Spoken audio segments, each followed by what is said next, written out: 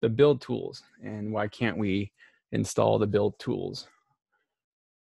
Getting Node installed, debugging Node errors, and debugging npm is just, it would be extremely difficult remotely. In a true online class, we'd all have the same laptop, we'd all have the same environment variables set up, and this would be so much easier. The other thing here is when you get in the command line, you can start breaking stuff on your computer, and I don't want it to destroy anybody's computer, anybody's family computer. And so we're trying to find different ways to mitigate that. And for right now, all I just need you to understand is all this stuff is being smashed together into an app. And then when you, all the applications that you actually have on your computer, if you right click and do show package contents, you can even take a look at what is inside of most of the applications that you're using. And you'd be surprised how much HTML, CSS, and JavaScript is in there. And go all the way back to Web 1. I said, if I go to your house and I turn off the internet, how much work you can get done. And I think you'd be surprised that how much stuff is inside the application that you use every day that you already understand. Okay, all that said, let's do this. Get into the Master Professor pen, and we're gonna type a lot today. Okay, we're gonna start here with the Codecademy tutorials. Again, these are no longer required, but I strongly recommend that you go through them. They're really good. They're actually pretty good. They're some of the better ones out there. I enjoy the cheat sheet quite a bit. There's a nice cheat sheet there for each of the tutorials. And so just because it's not being graded doesn't mean you shouldn't read your textbook. Right? This is essentially your textbook, and this is an interactive textbook. So I hope you do it that way. All right, while I'm saying all this, we should be in the Master Professor pen. And let's get into this. All right, there's my pen. There's another pen that we could take a look at this one later on. Okay. Put that one toward the end here. All right, we're all in the Master Professor pen. Go ahead and say hi. Let me know that you're there. Let's come in here and say, hi, Colin. He says hi to himself. Okay. Sure, we'll make this. Why not? Oops. All right, so first off, we need to understand why on earth do we need to do this, okay? This is only 3 of us today. Sharissa, Megan, Stephanie, hi. All right, why on earth do we need this? So I'm gonna get rid of everything, okay? All right, so First Designer, okay? First Designer says, all right, you've been hired by a university and you need to make a roster. You need to make a template of all of the students, okay? You're like, all right, no problem. I'll start off by this and I'll make an H1 called roster, right? And inside that, I'm gonna have an unordered list of students. Good. And this is gonna be student. Let's start with this student A, and then B and C, right? I'm already like, oh, I've got to type this more than once. And it's because, one, I'm kind of inherently lazy and it breeds efficiency, right? 2, like I remember the day I learned to copy and paste. Like I still remember that day vividly. Like I was using a computer, like, wait, I can copy and paste text. Massive, it's huge, right? Life-changing, okay? We still know, like anytime if you're watching anybody else use a computer, I was like, oh, there's a better way, right? Seeing people not using the keyboard shortcuts, okay? And this is the mentality and this is the mindset that I want you to have is like, so First Designer is going to do this, right? So well enough, all well and good. You're going to come in here and you're going to style this, okay? So now this is our template, okay? So we're going to give a background and all these. Okay, someone yell out a color. Coral. Cornflower blue. Cornflower blue. All right. So we're going to do a list style, none of this, get rid of those bullets. And yeah, okay. And I'm going to take care of both of yours, right? So we're going to go li nth child. Okay, so this is all the, see here, li, I'm just going to This is all the stuff that we know from Web 2 as I flub this, but odd is going to be a background of what? BG Coral? Did I do that right? Get out of here. Right, and then we're going to grab the even one and we're going to make it cornflower blue. Okay, all right, and this is a lot of our job right here. Right, this is where we want to spend our time. This should be even. Right, all Web 1 stuff right now.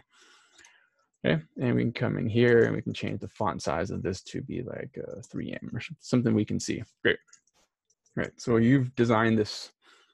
Okay, and then you get more people to your class, right? To your roster, and you're the designer on this. And the first designer is getting annoyed. It's like, oh, people keep joining this class. I got to stop my design work and add them to the HTML. I got to add them to this roster. And that right there is the reason all of this exists. As soon as you go, right, and then your employer, your design team, your clients are going to say, well, can't I do this myself? Okay. The other thing here in terms of performance, this is really slow. Like the browser's working really, really hard, right? Repainting and rebuilding the DOM, the virtual DOM, the shadow DOM. What we want is this, I'm going to put this in the notes up here, right? We want this idea of Ajax. Okay, and this is created by Jesse James Garrett, this concept, right? Basically asynchronous JavaScript. You may have heard of this.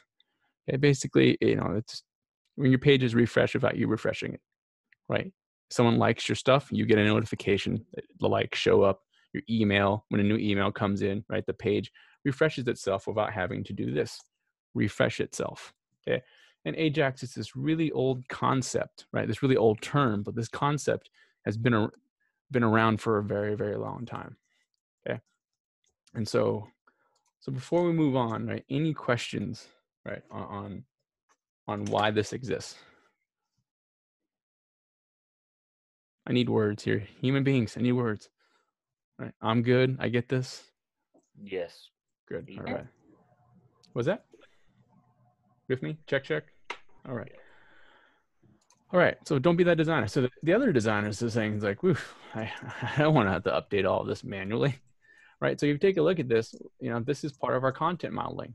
Okay. The first thing we're going to model, and this is why we learned to have a CMS, is first part of our content modeling is what type of content is this? It's a string, student name. Great. Right. What is the pattern with each of these? Well, it's a list item inside of a list, right? And as you change your colors and as you change things about this, right? So we're going to come in here, we're going to add padding to each of these because the spacing is bugging me right now, right? See, I am a designer. Look, there, so much better. Okay. Like, we don't have to worry about the content, right? Designers, I want you to spend the majority of your time in CSS. I'm going to say it again. I want you to spend the majority of your time in CSS. Be a designer, but what we're trying to do is learn the tools and the techniques so we can spend more time doing what we love, which is design. Okay. All right, so we're going to take care of that roster. Okay. All right, so now we need to load up React, and so we're going to pretend like this wasn't installed from the last class. Okay, so coming inside of here, we're going to install two things. Right, React interface, and then the React core, excuse me, and the React DOM itself. But take note of all the other stuff that has a prefix of React. There's a lot to it, right? So when this was created by Facebook, Facebook says we need a way to update the content on Facebook more effectively. We have hundreds of millions of people using it every single second. Like, there has got to be a faster way to make HTML, okay? All right, good there. So we have our React core, the production, and then the React DOM. Okay, so this is the core, right? React.production and then React.dom. All right, hit save on that. And there's our, all right, let's get into some React. So there's our HTML, CSS template, right? We've manually added this. All right, let's go ahead and get this all set up now. All right, so a good way to start is just, I always do this. I just comment out the static stuff. Legitimately, this is the first place you start. Legitimately, this is Figma right here. what we're looking at on the screen right here is this is what you design in Figma. This is low fidelity, right? This is where UX3 and Web3 are just the same thing to me. Also, I teach you in UX3, if you're copying and pasting, there's a better way, right? If you're copying and pasting into your UX portfolio, there's a better way. Okay, so same thing here, there's a better way. So we have our template here, and for brevity, I'm just gonna reduce it down to, I'm gonna keep it here. All right, so let's go ahead, and first off, let's go ahead and make a place for our app, right? So let's go and do that. Okay, I gotta comment all of this out. So that is our template. And now let's go make a place for our app. And we're gonna go make a simple div with an ID of app, right? And our fallback for the app is, let's make a paragraph inside of here. We can just copy from one of our previous pens here. Hello, Web Design 3. Okay. I can't believe y'all still voted for the cowboy as the emoji. Or cow person. Good. I think there's different genders for the cowboy. How about that? I want what? I just want the regular. Can you see my emoji picker when that pops up? I'm just curious. No. Oh, it's weird. What is the emoji picker again? I forget. Control Command Spacebar. Control. All right. There we go. That one is actually supported. Okay, so if we don't have a JavaScript, right, this would be, now Colin, this is the downside. You taught us that the stuff should always be available. This is on now your server side people. Like if this app can't run, how do we go ahead and still give us data? And that's a server side question. That's where you get into your CMS. Like, hey, can your CMS support all of this? Okay. All right, but for right now, we're going to assume that all this is working. So, all right, so there's our HTML, right? Do we need to do anything to our CSS? No, our app template works, right? This is our template. This is our design. Okay, whoops, so this is our design.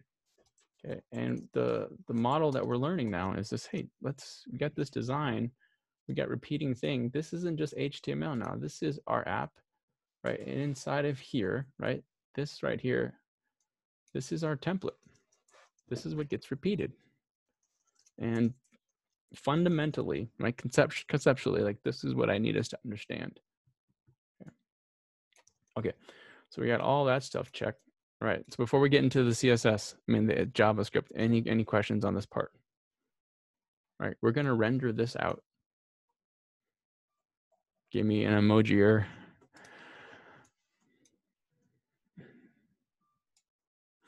Web 2 in 8 a.m. is a lot more engaged than you all are. Come on. Where are we? I mean, Web 2 is also way easier than all of this. I disagree strongly, and that's a different class. What?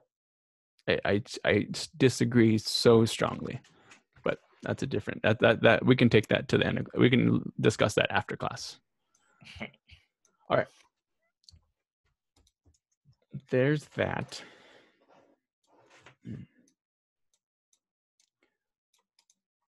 All right. Having internet trouble is working on it. Okay. Okay. So now that we have that, let's go ahead and write out some of our stuff. Okay. All right, we're going to use our same old React DOM dot render. Render puts stuff onto a page, okay, just like that.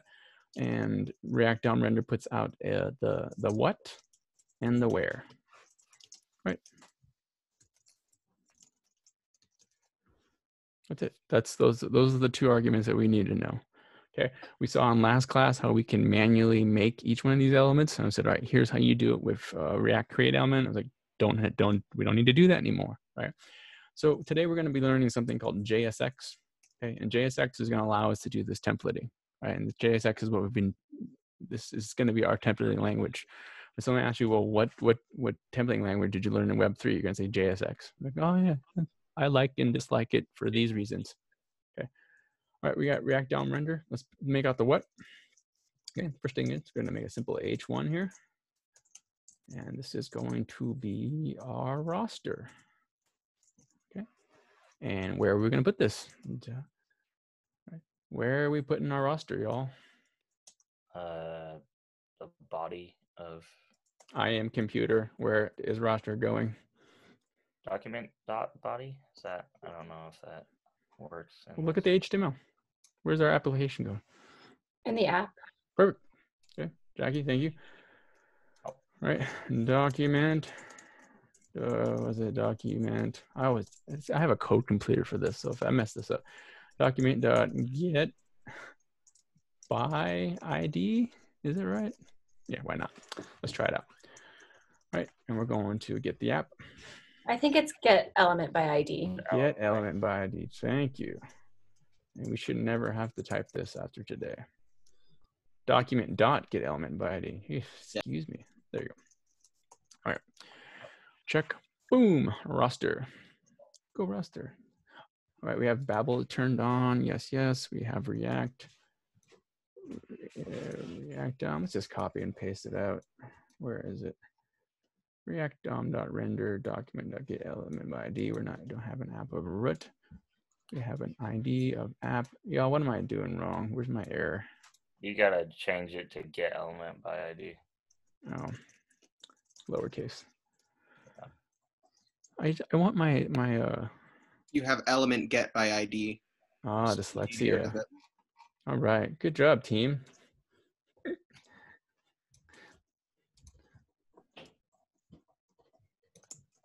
There. Okay. I'm still got a syntax error somewhere. React DOM render. Oh, forget this. All right, we're going to run React DOM render. You will copy and paste this a whole lot.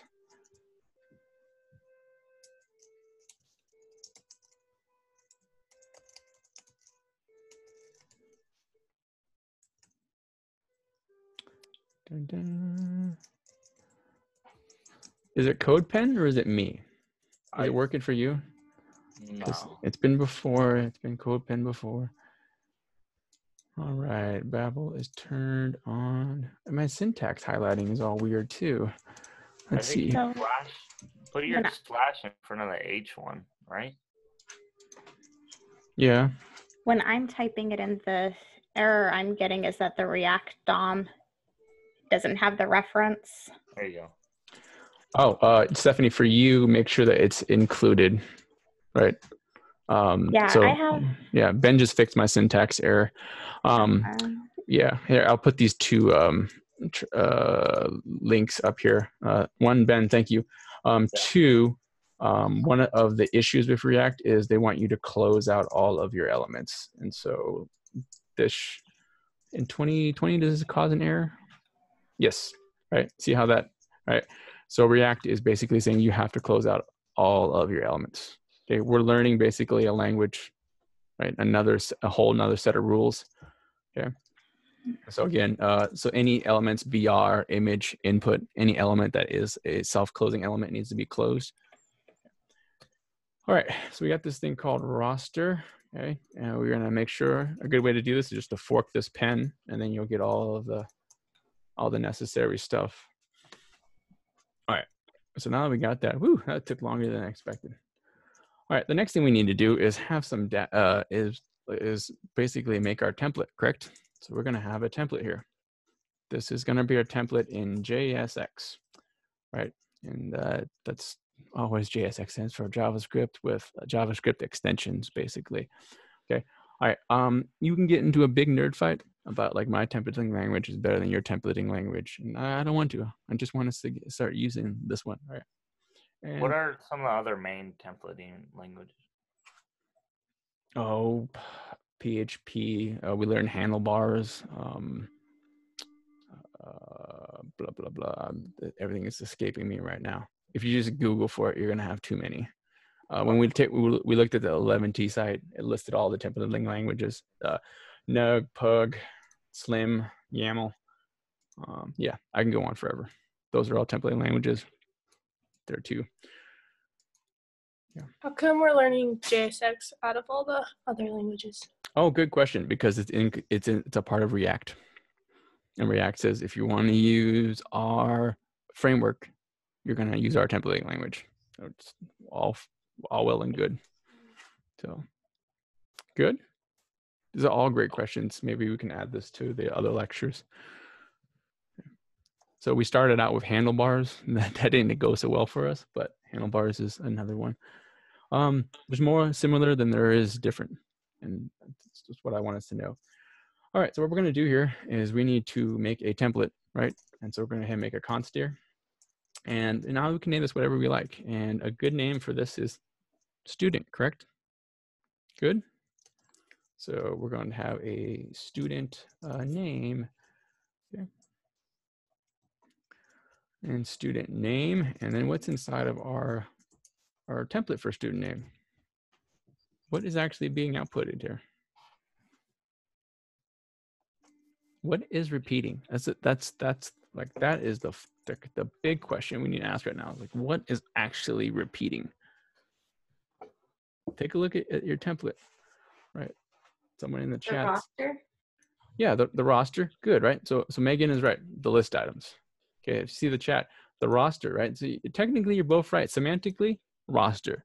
Like syntactically, in terms of what to type, right? The syntax, it says no. What's repeating is the student name, like so.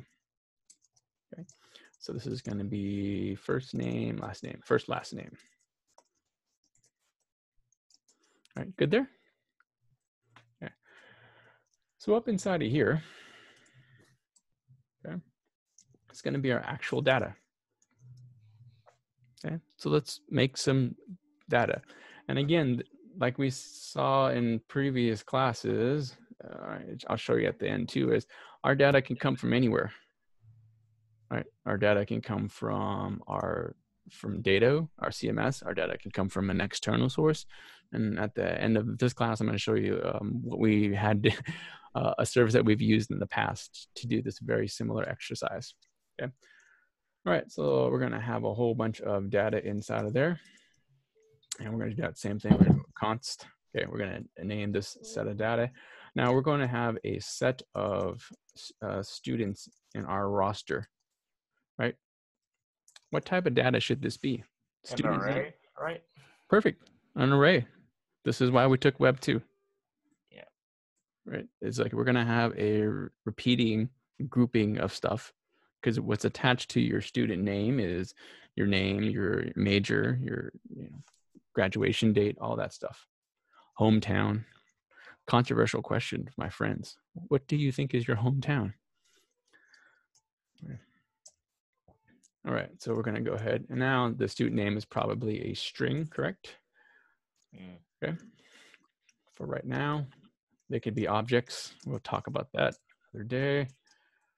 All right, this is going to be our string of stuff. So we're going to have student. All right, let's get some real students here. Student A, let's just tempt this out. Student B. But Colin, aren't you typing all of this by hand for low fidelity, medium fidelity prototyping, correct? Once we get this all working, then we can hook this into real data. And what you missed was how passionately I said, hook this into real data. Once you hook it into real data, right? That's where this thing gets really awesome. A lot of your job is going to be doing this. Okay. All right, so we got the things that need to repeat. And so what we have now isn't so much about this H1, okay? And so what I want us to do here is be able to understand what is happening right here. So we need to output one element, right? And React says, I can only spit out one thing, as we saw in last lecture, like one entity, one grouping of things. And if we take a look at our template, we have more than one thing, right? We have the H1, okay? So what I want us to do right now is ignore the title of H1 roster, right? When we get into building our own components, just like in Figma, like a component in Figma, right? this will make more sense. But for right now, what we're going to spit out is that one UL, and inside of that is a whole bunch of the LIs that repeat over and over again. So take care of this data before you start thinking about what other elements need to come out with this, right? And the short version of that is you can simply just make a div and wrap up these two. But colon never says div. All right, use main, right? And spit out everything here. All right. So let's just get this working first. So we're going to have a UL, okay? And inside of that is going to be all of the LIs, okay? And it's going to just keep making these LIs. And so what we need to ask ourselves is, right, how do we repeat over this, right? How do we loop over this? That's why we have learned this concept in Web 2, is how do I loop out, right? What am I trying to do is I'm trying to take this, whoops, sorry, this is a UL, okay? Right. Again, just to make sure that we understand this point. Okay. Come on, computer.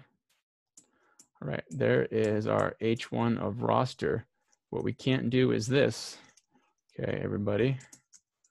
This is going to throw an error because it's more than one element. And this error, initially, when you first start learning React, it throws a lot of people. And what we want to do is group those two things together. Okay.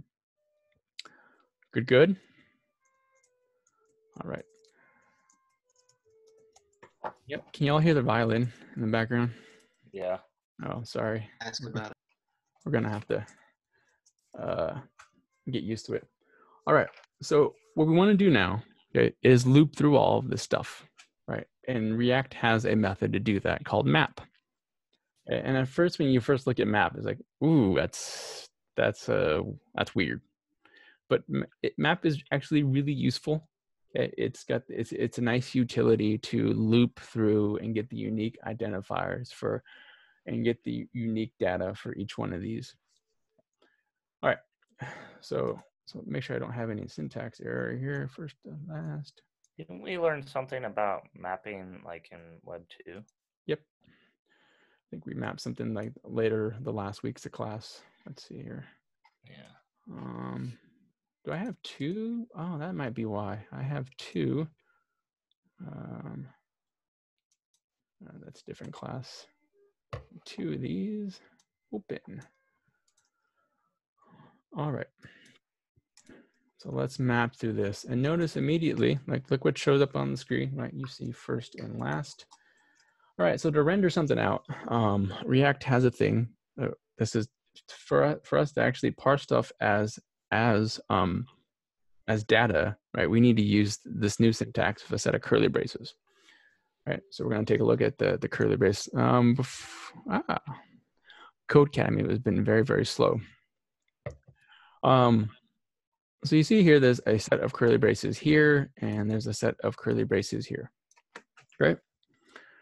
So what I want us to do before we map through all of that is be able just to get one thing.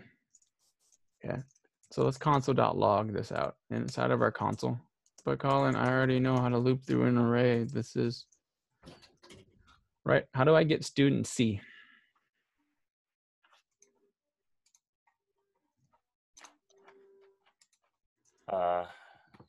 Call the array and then the index number, right? Yes. I am computer. Talk to me. How do I get student C? There's the entire array. Is there So- a square bracket next to it? Right. And then it would be 2 for the index. Right. Yeah. And you can also use dot notation. So roster dot, oh, this is going to escape me. 1, 2. Anyway, this is embarrassing. I know there's another dot notation. No, it's not that. Right. So this is what we did with our JSON. Like we just slowly began to unpack it. Right. So. Oh, you can get by index, can you? Yeah. Get by index or something. Roster dot, I think 2. That should also get student C. Yeah. Okay. And so those are all the different ways. And this is why we're going to continue to use dot notation, right? To get all the stuff inside of the array. And so this is exactly what we're doing for our data. Like you have to be able to traverse the data, go one at a time. Like, right? If you can do that manually, you can begin to automate this. All right. So to make this happen, if we wanted just student A, what am I typing inside of here? If I wanted student A, what am I going to type? We just did it up there. Now I want A. Roster square bracket 0. 0, right? All right. So we get all this, and now it's going to say student A. Okay. But look, right? It's not showing up on screen. It actually says roster 0. Okay. It actually says roster 0. Okay. Also, it's not showing up on our screen, but it's showing up on our console. Well, this is what we need to do. I'm going to console log this out. And this right here, okay, needs to be the name of our application. And this gets us, do y'all see the application error? There's a pop-up window on my screen that says application error. It says Yes. go contact support. All right. So yes, thank you. All right, I'm gonna refresh the page. Whoa! Oh, lecture's over. Nice. It's back. All right, the lecture's not over. We're back. Okay. All right. So we need to be able to actually output this, and so to do that, okay, we're gonna need to send in this thing right there. Right. We're gonna actually need to output student name. And so what we're going to do here is output the name of the element. Okay. Oh, sorry, of the variable. Okay. And so by doing this, we can come into here, right? And this is where JSX shines. And this is where the other ones fail, is you can't have multiple lines inside of JavaScript without what? We can't have it without having, right? We can't do multiple lines inside of JavaScript, right? Without doing all those backticks. So past Web 1 students had to do this, right? Oh, backtick. I can't even put the backticks in, right? And we just had to write out as a string and just look, there it goes. And then we had to take this string and turn it into HTML, and then the other way around. Take a HTML and turn it back into a string. And it was a lot of work. But it was the way we had to do this before we had front-end frameworks like React, like Vue, like Angular, before this idea came into place. And I think some of the students looking back would say to y'all, like, you have it so much easier than how they had it. All right. So now that we got this one single unit, and then this is also human readable. In my opinion, gosh, that is so beautiful. It is gorgeous. Look at it. Just, it's beautiful. It's really, really, and then to actually parse out this data, right? We're going to use curly braces, like so. Okay, now it says student A, and this is 1. This is going to say student B, and then student 3. Right? What's student 3? Null, right? Because it doesn't exist. But look, what do the curly brackets do? Well, the curly brackets, right? So I think I'm gonna say it again, right? The curly brackets turn our JSX into JavaScript. Okay. So a good example from this that is actually from your textbook is actually pretty good, right? 2 + 2, right? Colin, I'm in a JavaScript window right here. Okay. This is where this gets hard. Look what showed up on the screen. Right. It took the string of 2 + 2, just like when we wrote out all the backticks. It's just a string. We're going to say, no, it's not a string. These are numbers. And so for us to evaluate JavaScript inside of JSX, right? I'm going to say this 3 times. For us to evaluate JavaScript inside of JSX, we're going to need to put inside of curly braces. But this convention stays consistent with what we've been doing since Web 2. Yeah, like, no. Do some math on this. Check with me? Okay. Yeah. All we're doing in this week is what are the rules we need to learn for this templating language. And you're going to go work somewhere and you're like, all right, give me some time to learn the rules of whatever templating language. And a lot of companies make their own templating languages, right? Really? Lots. Well, I guess Facebook made React. So. Right. Like everyone has like, no, this is how we do it, right? Python, Perl, okay, right? I mean, this is the world's most popular templating, HTML templating language on the planet. What does PHP make? HTML. Why? Because we didn't have variables of HTML. We didn't have any kind of dynamic features with HTML. So what does PHP spit out? HTML. Don't you need to have like a browser for PHP specifically? Different class. I'm not, but we can talk Okay, about that sorry. in a class if you want luck to. Good. All right. So now that we got this, okay, so now let's turn this thing into, all right, so we have our roster from our list of students. I should probably be name, but anyway, 0. Okay, it's going to give us student A. All right, so now we want to loop through this. Okay, loop. And where are we actually looping through? Are we actually looping? Do we want to make a whole bunch of ULs? No. All right. Line 16. I need you to really take a look at line 16 and don't overlook that. Right? We made a component there called student name, but none of the columns called a variable. Well, you're going to see that a component is just a glorified placeholder. It's a glorified variable, right? Just like we can make our own CSS Lego pieces, right? We're going to make our own JavaScript Lego pieces. We're going to make these components that we can rebuild over and over again. And Airbnb and Netflix, you can take a look at their source. That there is all these components called show and movie and right, not div ID movie, right? So we're gonna be able to make our own components there. All right, so this is what we're looping through right here. We're gonna loop through all of this. Okay, render.rom, yada yada. So there is our data. Okay, for right now, just ignore what all that stuff is. Okay? It's kind of where your homework kind of goes a little too far. All right, so we're going to use this. Okay, first off, what data are we looping through? Okay, and we can stop right there. That's a good place to go. So what data are we looping through? We're looping through not people.map. What are we looping through?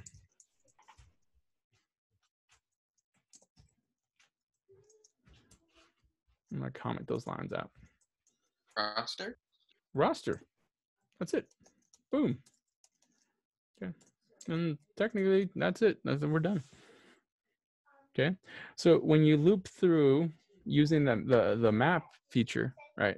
What we're trying to say is, all right, we have our index, right? We have a key or index key. These are all like unique things. Okay. And we do this because we want things that are unique. Okay. Like it needs to know what things are unique, right? And then it needs to output a bunch of stuff. Okay, so this is our actual our data. This is our actual template data. Okay, good. And that's my short version of map. Okay, it's like we have to keep these things unique because student A might change their name, student B might be a different student altogether, right? But we want to keep the place of first, second, and third. We want to keep those places, right? And that's what we're doing here with the keys, but we'll get into that. And then the actual template, which we have commented out. All right. And so at first, it's just syntactically just a whole mess of stuff, right? And I'm going to make this easier at first. All right, so this is where we get into the new syntax. Okay. All right, so let me give it some space. All right, so what we want to do is map through, and we each have a student. All right, now this right here is our argument, and this is going to be our variable name of student, and we get to define that ourselves.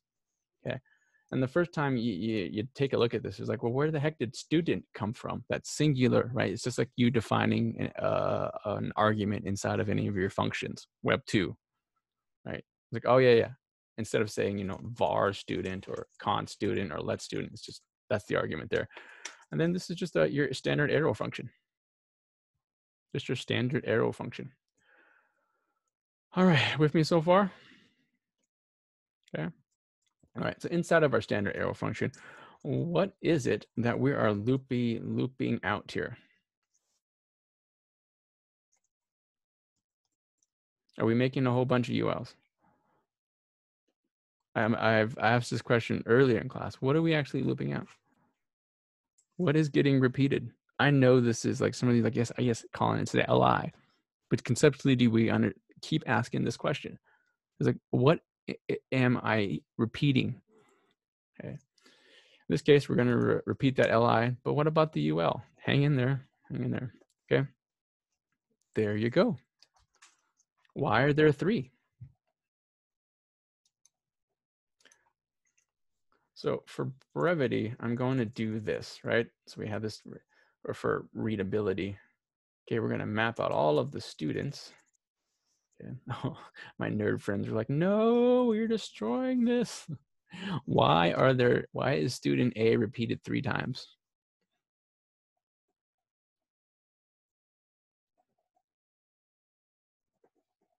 How many indexes are there in the array? 3. 3. Perfect. So, Jackie, what happens if I do this? How many times are we going to see the word student A?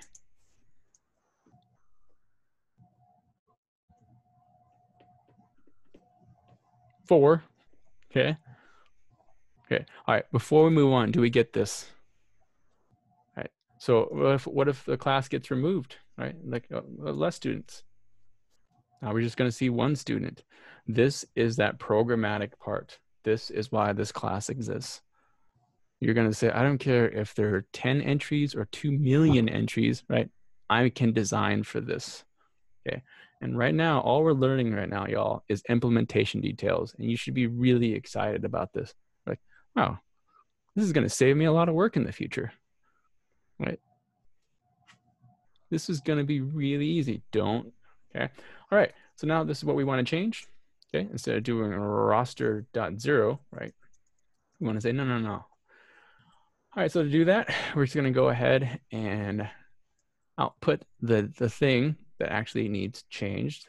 Okay. So this case, it's going to be the key of, right?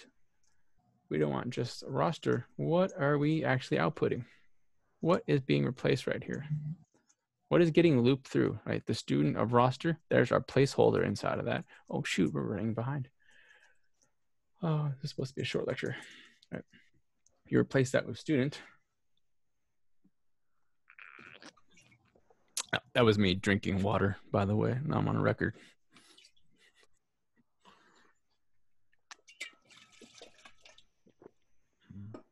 We had this discussion. In fact, yes, I know this lecture is being recorded, but like I said on day 1, someone is bound to fart on camera on recording, and we just have to be adults and move on.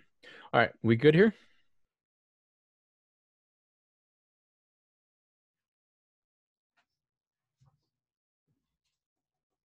Good. So we got this thing called student name, and now we want to output 1 thing.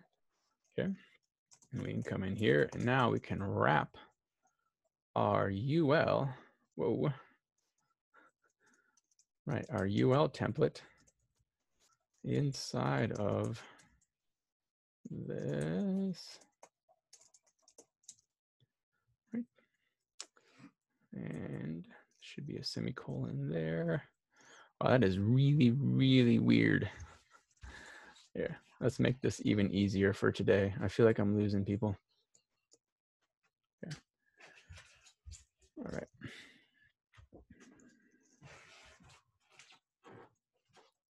Roster. Questions. There's your student A, B, and C, and then you can just wrap this inside of a UL. Make this even easier. Okay. And we know that student name is repeating. So 1, we get all of our single elements, right? 2, we get all right. And so as we learned before, how do we actually spit this thing out as a JavaScript statement that needs to be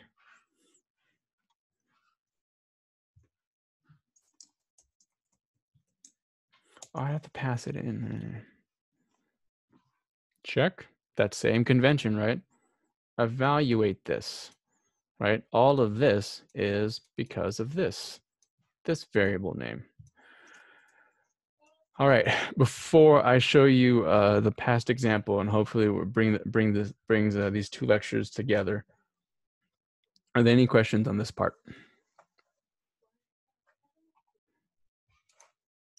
Okay. All right, I'm going to give you a set of data, and you should be able to do this. Okay. All right, student EF. This is where I bring in my son, and he says something funny and heartwarming, and everybody goes, "Oh, that's all warm again." No, not today, Colin. Not today. All right, good. Student A, B, and C. Okay. All right. So let's take a look at this example right here. All right. If no other questions,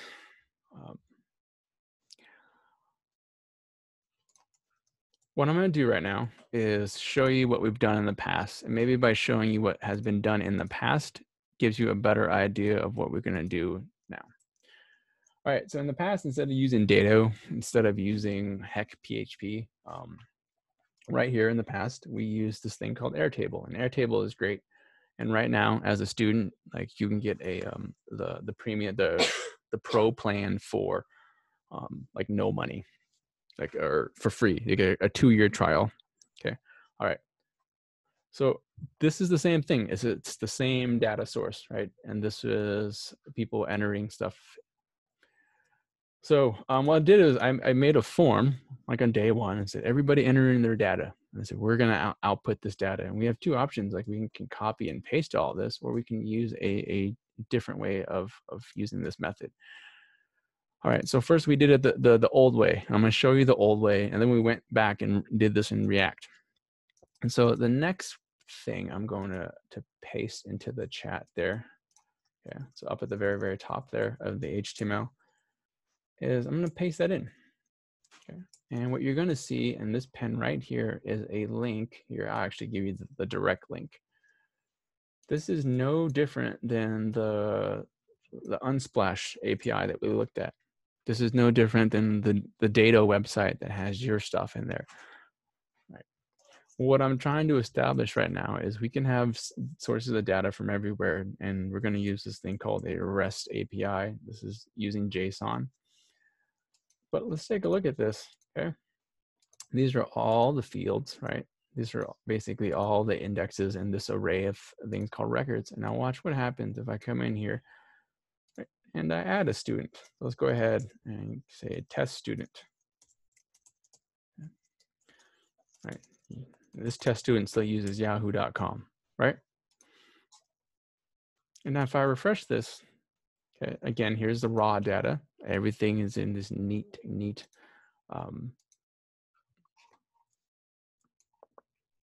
object array. You're gonna, if we search for test student, there's a short delay here, right? But there's test student who's going to yahoo.com. So for me to get the name of test student, I'm gonna go into record dot, right? The first record, and then I'm gonna go with dot what? Dot fields, and then how do I get that? And go dot name. Okay, and that's what we would type out to see this data. Records, right? Square bracket 0 dot fields dot name is going to give us this value. And what we need to be able to do is traverse, right, of the data like this. So what we have is we got this entire, let's see here, whoops, this is the wrong one. Right. We have all of this data that we want to output. And so what you're going to see now is this is why we had to do this in React. So there's the data. Here's the actual pen, which I'll link to. Go put that in the chat so you can see and follow along. Is I'm like, all right, we're going to do this the slow way. I'm like, what? Yeah. And so here's that same API right here, right? And we stored it as the variable data. And oh, it's being slow. But you can see